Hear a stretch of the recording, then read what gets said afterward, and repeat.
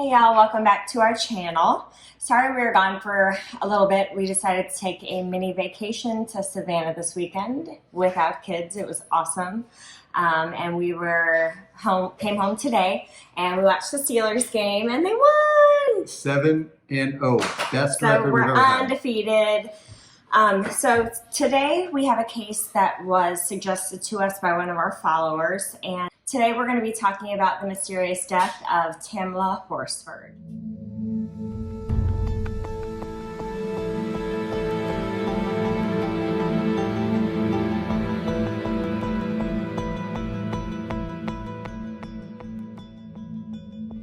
So we just want to set the stage a little bit.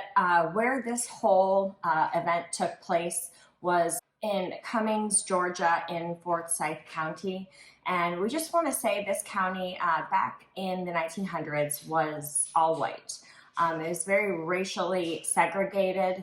And up until like the 1980s, there were no African Americans living in Forsyth County. And up until this day, the population still remains predominantly white.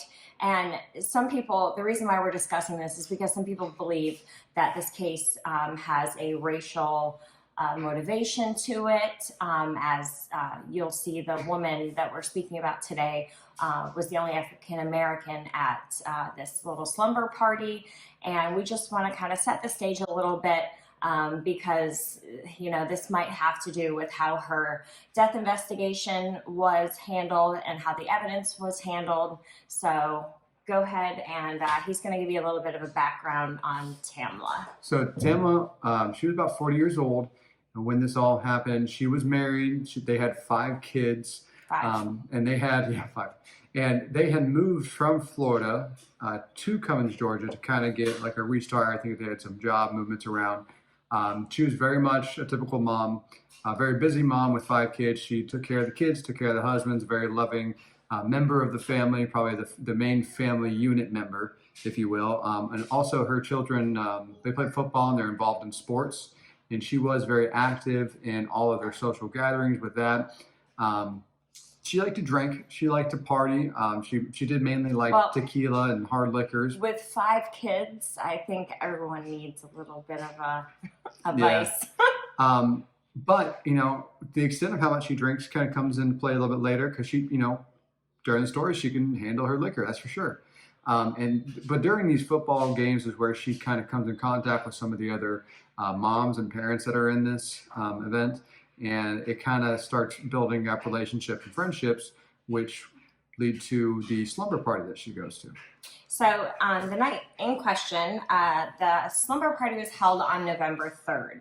And the guest of honor, her name is spelled Jeanne, and I've heard it pronounced Jean.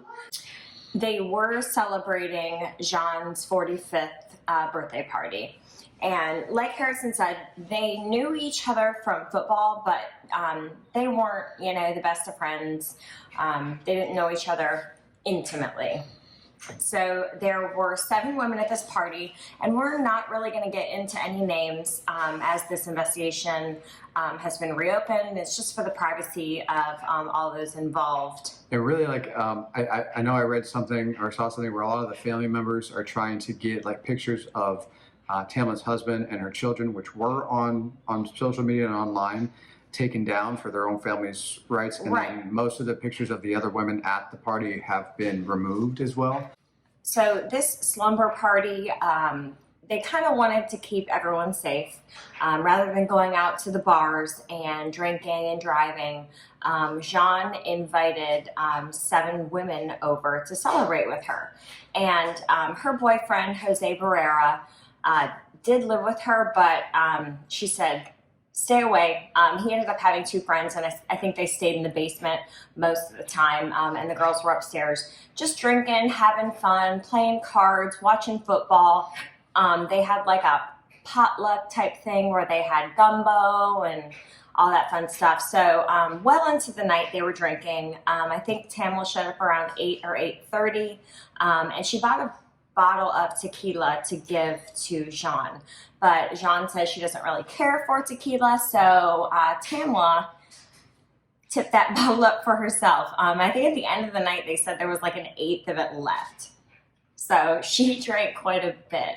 So they partied well all into the night, and the guys did end up coming up and kind of just congregating together. Around midnight, people started to just get tired. You know, when you're older like us, you want to go to bed at like 9:30. So around midnight, the party started dying down, and Tamla did want to turn it up. She didn't get out very often. She has 5 kids. She basically was like, this is my night of freedom. I'm going to take advantage of it. So she was a smoker. So she was going out frequently to have cigarette breaks. Everyone knows when you're drinking, you smoke more. And then also she did have a little bit of pot with her. And she was known to smoke here and there, but she was by no means an avid drug user. So around 1:30, 2 o'clock, around there, guests started leaving, and we believe 3 people left that evening up until I think sometime early in the morning, like 5 or 6 in the morning. One of the girls had a job that she had to go to early the next morning. So I think the last time someone left was around 4 or 5 a.m. And again, this is just stuff that we have gathered and stuff that we've went over. There are different accounts that are varying. So again, go do your research and look farther into this. If you have any additions, you can feel free to leave those in the comments below. But again, this is just our, synopsis of the stuff that we've gathered. So, like I said, around 5 o'clock is when the last guest that was leaving for that day left. And when she left, she said the house was completely quiet. Jose Barrera was accountably the last person to see Tamla alive. He had noted that he was down in the kitchen when she was down there. Everyone else was had fallen asleep or had left already. And he had said that she was just hanging out in the kitchen, eating gumbo. And everyone said she was did not appear crazy, sloppy drunk. Right. And with only an eighth of the tequila left in the bottle afterwards, she could handle it. Yeah. So she's eating some food, which was probably helping out with that as well. And then she decided to go back out on the balcony. They had like a 2-story, and they had like a backdrop that went over, and they had a backyard patio. So she would go out there to smoke, obviously not smoking in the house. Because their house was kind of built on a hill, and we have some pictures we're going to put in here. And the basement walked out. And then the first story of the home was like where the balcony was. And it was about 12 to 13 feet from the ground up to that balcony. And so he said when she went out for a smoke, he just went to bed, and that was the last time, went to sleep. Now, rolling into the next day, Jean's aunt lived in the livable space in the basement downstairs, and she would normally get up, go get her coffee, and go outside on the back patio. And when she went outside, there's a back door that leads out to the patio. She had found that there was someone that was laying face down on the ground in the backyard. Immediately, she went up to wake up John and Jose, and they went to go look. They saw that it was Tamla. Now, what we're going to see here is Jose is actually involved in law enforcement. He's a court officer. Right, so not directly like a cop or whatever, but regardless, he's in law enforcement. He's been training. He says he does a quick assessment. They call the cops, right? So they don't waste too much time. They do get on the phone. And Jean is the one to make the 911 call. John hands the phone over to Jose. And there's been a lot of controversy. Weird point, though. Yeah. It seemed like he was kind of like, take the phone and overtook the conversation, because he's like, yo, this is Jose. Like, she knew who he was. Like, he made himself known, like, hey, this is Jose Barrera. And he kind of took control of the 911 call. That is how I perceived it. I don't see it that way, but that's okay. I think other people see it different ways.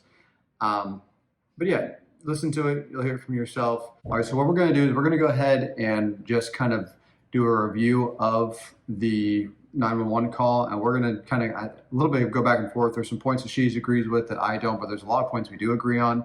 So we're going to go ahead and play most or the whole clip actually, and just kind of work through it and see what we think about the conversation. And let us know, not if you agree with one of us, but just your comments regarding the 911 call, you know, how you feel about it. Did you hear something maybe we didn't hear? All right, so. Forsyth County 911. Hi, yes, I need an ambulance and a police to my home. What's the address? 4450 Woodlet Court. 4450 Woodlake? Woodlet. Woodlet, okay. So right away, a lot of people talk about how she doesn't really seem like really upset. And I don't know, I've not been in a situation, I can't really say to that. There's a part coming up where some other people were making comments about how they were just referring to her as one of the people there. They weren't referring to her name. And I think that's... I don't think that I would... They don't know who they're talking about. When they say Tamla... They're not going to know that's the person. They just need to know what's going on, and they just give them basically, hey, there's a person that's down. Right. So I don't think it was not personal because they didn't say Tamla. That was just one YouTube video that we kind of watched, and we definitely didn't agree with that. All right, 4450 Woodland Court. What is your name? My name is John Myers, Jeanne. Okay, and your phone number is 609. They have really bad connection. Yeah. no, they cut that out so you don't hear her actual phone number, so you can't call her. Oh. Okay. Okay, what's going on? We had people over last night. We were drinking. Most of us went to bed. One of them stayed on the balcony. She was drinking, and we just went outside, and she's laying face down in the backyard. It looks like me. I'm guessing maybe she fell off the balcony, but she's stiff. Okay, is she breathing? I don't know if she's face down. Okay, how old is she? I'm 41. Here, hold on. Hey, this is Jose Pereira. Hey, have y'all checked this? See, right there, I just feel like he took over the that phone call. I don't know. I feel like he cut her off and he was kind of taking control of the phone call because he is trained in law enforcement. I don't know. I just don't care for this guy. I don't feel that way at all. Her voice at the end started shaking to me. I think she was starting to feel overwhelmed, and he is more calm. He barely knows Tamla. He's only met her a few times. He's more disconnected. And for me personally, I think he's just a lot more matter of fact, and that's how I am and how I would be in a situation, I would think, especially if I don't know the person. So I don't see that at all, and he's just addressing who he is.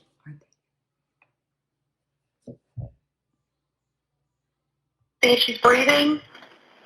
She's not moving one bit. She's not breathing. Okay. I just tried to assess her, touch her. She's completely face down in the yard. She is stiff. Okay. Do you know if she, do you see any blood or anything? Where she... Are you there? I am. Okay. I was outside. It's okay. I'm not sure what happened to her on there for a second. Do you see any blood or anything to where, from where she fell? I don't know if I should move her over. I mean, she's completely face down. Okay. I mean, can you just check and see if she's breathing? If she's not breathing and you know she's gone, then just leave her where she's at. If she... Okay. 1 minute. Now, this is another part that some people were like, well, what? It was like a 19-second gap of silence. What was he doing? And I just couldn't believe people were even asking that. Because he had to go walk over and check the body. Yeah, the dispatch literally just asked. And he's like, is she breathing? He's like, I don't know if I should move her. I can't tell. Right. And she's like, well, just try to find out if she's breathing. So he sets the phone down and tries to go check if she's breathing. Right. And then other people are saying, oh, well, he did an assessment. What do you mean you don't know if she's breathing? An assessment doesn't mean he did a full body search. He didn't divulge the time and crime scene. He checked. He looked. Is she moving? No. Maybe try to move a limb, see what's going on. I mean, I can understand why he would not be definitively and say, no, she's not breathing, because then maybe rescue would be canceled at that point and they wouldn't treat the scene as hastily as they would. So, I mean, I understand why, and I wouldn't be the one to want to make that diagnosis. No, the patient's not breathing, or the... And also, being in law enforcement of some sort, he probably doesn't want to do anything to upset a crime scene. What if he does something that can make it, mess up evidence? Okay, let's get back to this. So there is going to be like 19-second pause.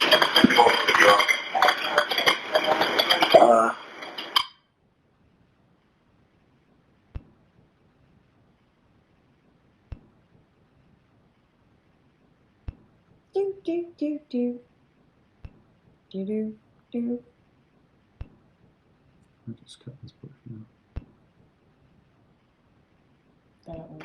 I'm completely not sure. Okay, and that's the only blood that you would see? That's what I can see without moving her over. I had Okay. face. Do you know if she was suicidal at all?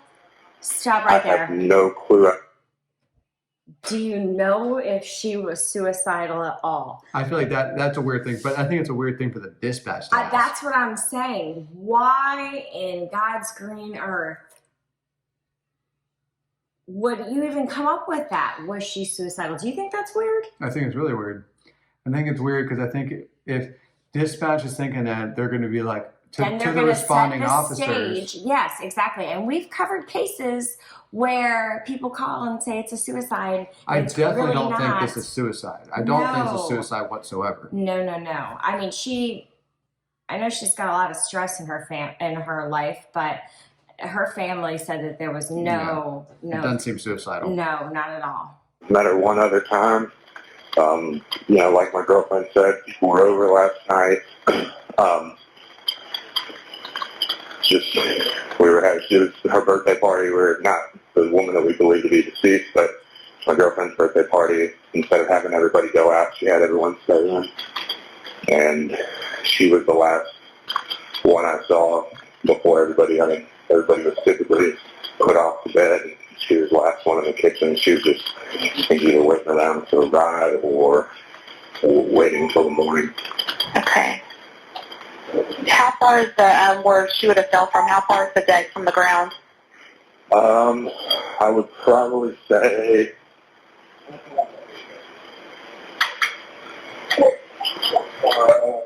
maybe 20 feet. Okay. 20 feet from where your feet would be on the railing. The railing.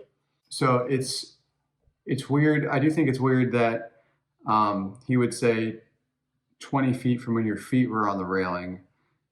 But, and again, they're assuming that she fell. Everything's an assumption from this point. So it is a little bit odd. Not really sure why he would say it like that necessarily. And one other thing that I wanted you to push pause at earlier was because he said she was waiting for a ride.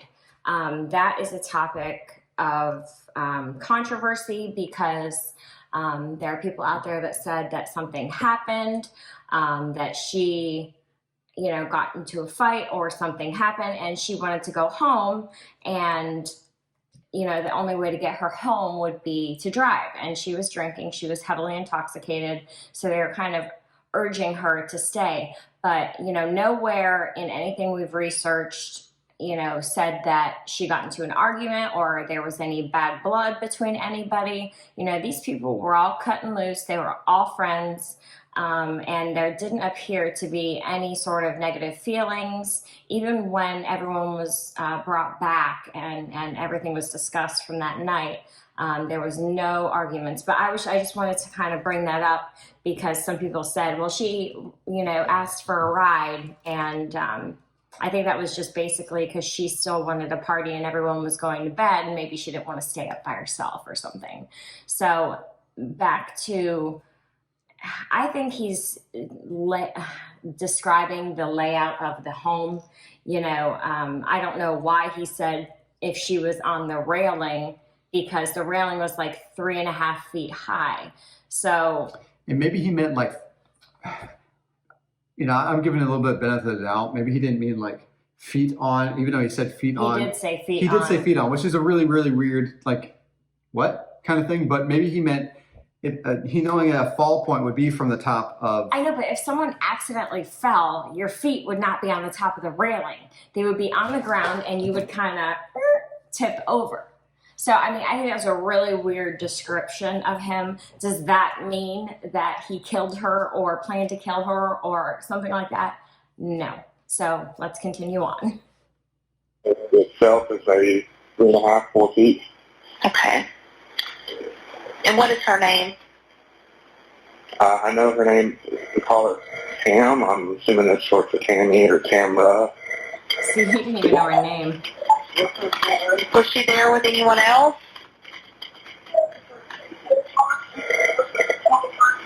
Her name is Tam Horsford, Horsford, so black female.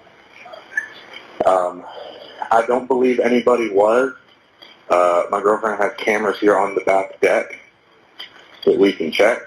Okay. That I think would have caught the incident if she fell from. So, another topic that comes up are these cameras. And Jean had a very, very high-tech security system that, anytime a door was opened, it would alarm on her phone, like front door open, front door closed, front door open. So when the door was open and when the door was closed, Jean would get a notification. When the garage door was open, when the garage door was closed, she would get this notification. And there were supposedly cameras set out sporadically through the home. But when they did look into this, it was very weird conversation between the person asking and Jean's response. About a month after she had passed, they had, sent her an email or something, and she corresponded back saying, I may or may not have deleted them. I think the batteries had died. I don't know, That was weird. Yeah. You think with this high-tech security system, you would get an alert to say the battery's low in such and such camera. I just don't understand why, it took a month, number one, or to get back. Deleted. Or you don't know if you deleted. That's what stood up to me, I think, the most. Yeah, well, the thing is, like, if I had someone pass away in my home, I would be literally on my phone that day when officers responded saying, look, I can show you this camera, this camera, this camera, and just try to help out as much as possible. Mm-hmm. So we're going to start after this 911 call discussing like kind of some inconsistencies and some lax police work, to say the least. Here, again, I don't know how, it's hard to say if she fell from the deck or if she was already downstairs. She was the only smoker here, and I'm sorry. Okay,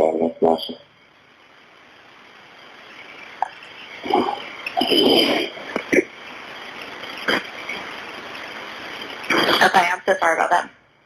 So you think she's possibly out there smoking? Yeah, she was the only smoker, and I'm on the back deck, right? Why has it taken this long? We are 5 minutes into this phone call. Why has it taken this long for officers to respond? I just want to add that in there. I think that's ridiculous. Now, and, cigarette lighter.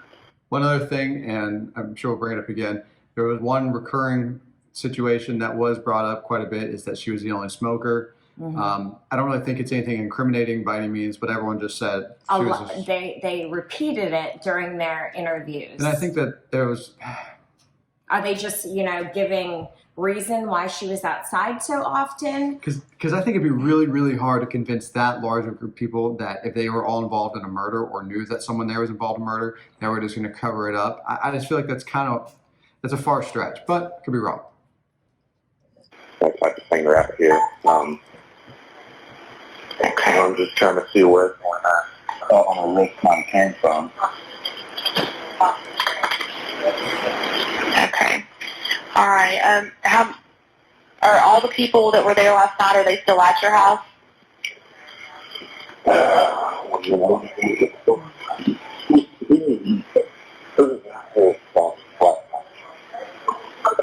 Okay.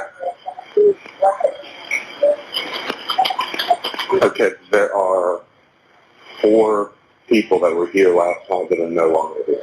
Okay. And they just left this morning, or they leave last night? Do you know roughly what time each of them left? Like, who they completely on the city?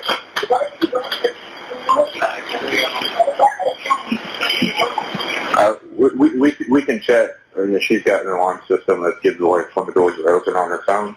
Okay. But I think the last time that I personally saw Tam was probably about 1 in the morning before I'd gone upstairs to bed. Okay. And at that point, she was the only one in the kitchen. I don't know.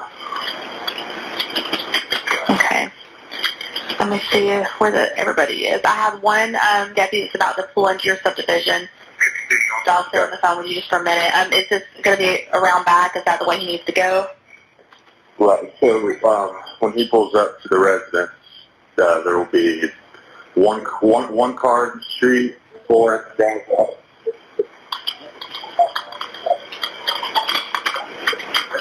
And does he need to come and go through the house, or does he need to walk around the back? They can go around to the side. I'm going to grab my shoes, and then I'll direct them when I get here. No, it'll be easier for them because she's laying in the yard down, basically on the patio downstairs. So at 9:07 that morning, authorities did respond and find Tamla face down, kind of in a weird position, kind of face down, one arm's back, one arm's up. They said at the time of her death, she did have that morning, her blood alcohol was 0.238. She did have traces of THC and Xanax in her system.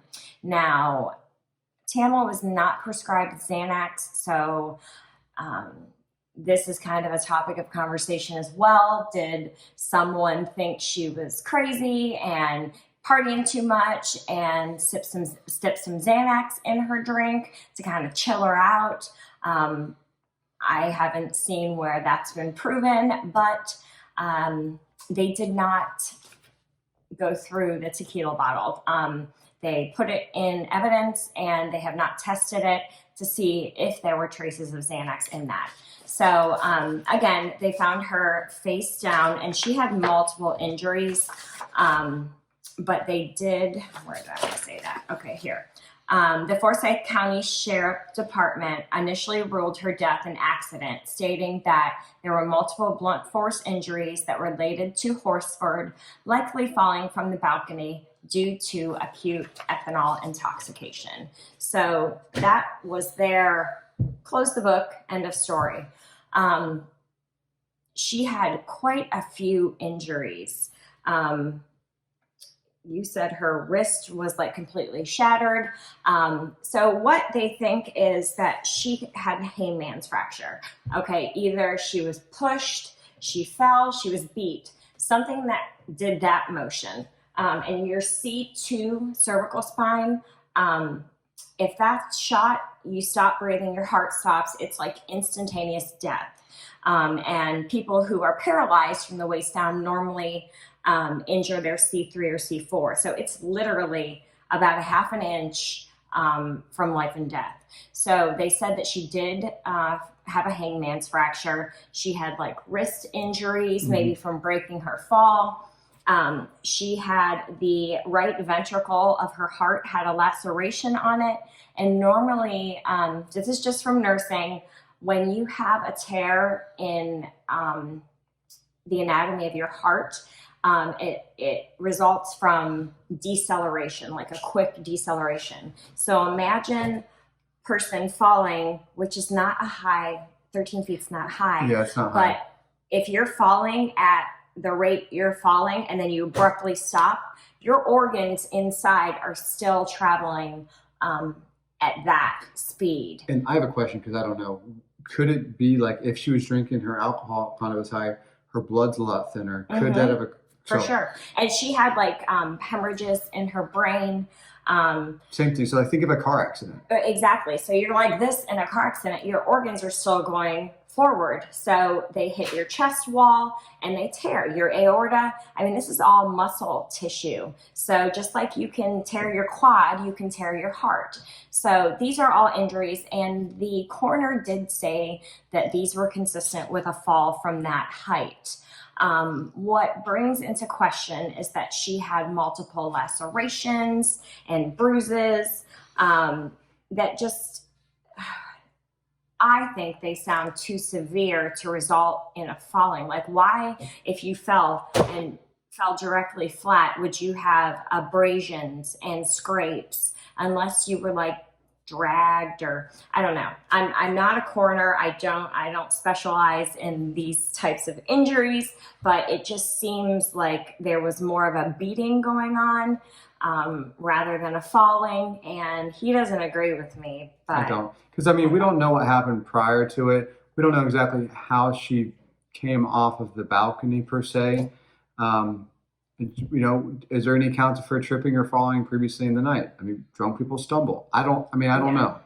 I think there's too much, and there's not enough people around to see what happened. And again, I think one of the biggest issues of this is that they didn't hand over or have the camera footage. Well, yes, they did not have the camera footage from the house, which is like a big red flag. The police department also didn't handle this like they should have. Regardless of her race, this was not handled correctly at all. There were no pictures taken of the autopsy at all.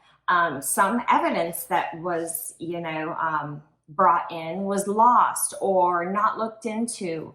I just think that they kind of closed this book cut and dry. And did this have to do with Jose being, in law enforcement? I mean, he got fired from the county because he was, looking up her file on multiple occasions. So they did deem it not malicious, like he wasn't doing anything bad or trying to change the record, but he's super interested. And I'd like to think that seems really weird, but I mean, I would probably be super interested too. To see what's going on with it. I mean, but that's just like nursing. I can't hop in someone's chart just because I'm, curious. And although it did have to do with him and his house, his girlfriend's house, I don't think that. And I would still see that as like a work conflict of interest.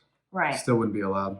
Yeah. So they didn't handle the evidence and they didn't investigate like they should. And this was around George, what's his name? I can't think of his name. George Floyd. So this was brought into the public, 2 months after she passed. So this wasn't even a big thing. And this was on November 3rd. So around February of 2019 is when this got, media coverage. And they were saying since she was the only African-American at the party, that foul play was involved. And she had, her family did acquire an attorney, Ralph Hernandez or Fernandez, one of the two. And he's looking into it further. I know that they... It just kind of revisited it. Right. So the Georgia Bureau investigation was recently petitioned. So the Georgia Bureau of Investigation knew about this and they got the information, but they never did an investigation.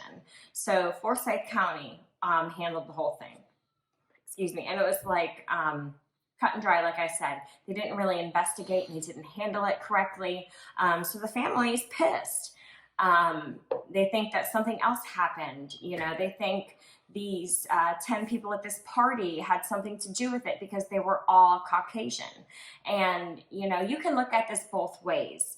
Could it be racially motivated? Yes. Could it not be racially motivated? Yes. So in my opinion, I don't think that this had to do with her being an African American, because she was well liked. Obviously these people were not living in 1912 when it was, all white. I think now in 2020, I think, there are those people out there that, are still racist, and, they do look at, the color of your skin to deem who you are, how important you are. But I don't think that these people were that way at all. I think if Tamla thought that, she would not be hanging out with them. She would not go over their house and party and put herself at a level of vulnerability. Because when you're drinking, you're vulnerable. And she left her stuff. Like, I really don't think there was anything. And I think it's a good point you bring up, because saying that, that if they're racist, if they're like that, she wouldn't have gone over and associated with them, because it'd be a crazy huge escalation to go from being able to be friends with someone and not show that you have racial motivation against them, and then to go from that to killing them. I think that's a really huge step. Right. And she put herself out there. I mean, there were pictures of the night, posted online, and, the stories that the guests gave, the people that came back, were kept separate from the ones that were still there. And the police department investigated it, and people were saying, well, when they went in for their interview, they bought them Dunkin' Donuts gift cards.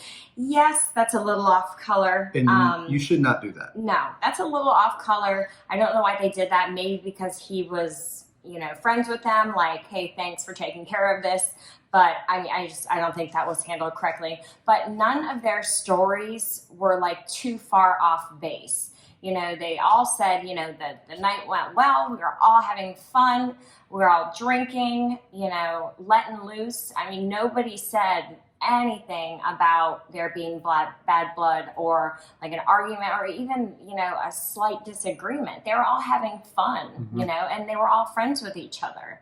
It wasn't like this random, African American showed up and they didn't know her, they didn't care about her, and they just, I don't think these people had anything to do with the death of Tamla Horsford. And, maybe there's something else. Maybe someone came over and she got into an altercation with them because they were trying to break in the house, and I don't know. I just don't think these people had anything to do with her death. Now, I'm going to read the Forsyth County Sheriff's Office statement, and then we have some update news that is ongoing right now in 2020. So the Forsyth County Sheriff's Office conducted a thorough and comprehensive investigation into the death of Tamla Horsford. Evidence from the incident, along with findings from the Georgia Medical Examiner's Office, was utilized to come to a conclusion of that case. At a request of the family, we took another look into the evidence and also had an independent agency, the Georgia Bureau of Investigations, look over the findings. No additional information was found. In a continued effort to remain transparent, we welcome any new information from the attorney's office handling this case for the family. To the date today, we have received none. We're prepared to have an independent investigative authority, such as the Georgia Bureau of Investigations, to reopen the investigation if new information is provided. Now, the update that we have that is just within the past week. On June 12th, 2020, Forsyth County Sheriff Ron Freeman sent a letter requesting that the case be opened and reinvestigated by the GBI. So originally, like I said, the GBI knew about it, but they didn't do their own investigation. Now, the Sheriff Ron Freeman is petitioning that they do their own investigation. The GBI did agree to reopen this case on June 18th, 2020, but did not specify when the investigation would begin. Now, is that because they received new information? Because they said they wouldn't open it unless there was information. So that leads me to believe that, there's some new information that popped up. And what we'll probably do as this case goes on and proceeds and more information we get, we'll probably do an update video as we get the information. All right, everybody, thank you so much for watching. Please do not forget, click subscribe, like the video, comment down below, tell us what you think about everything, and make sure you're up to date on notifications and hit the little bell after you hit subscribe, okay? Thanks, guys, for listening. Have a good one. Bye.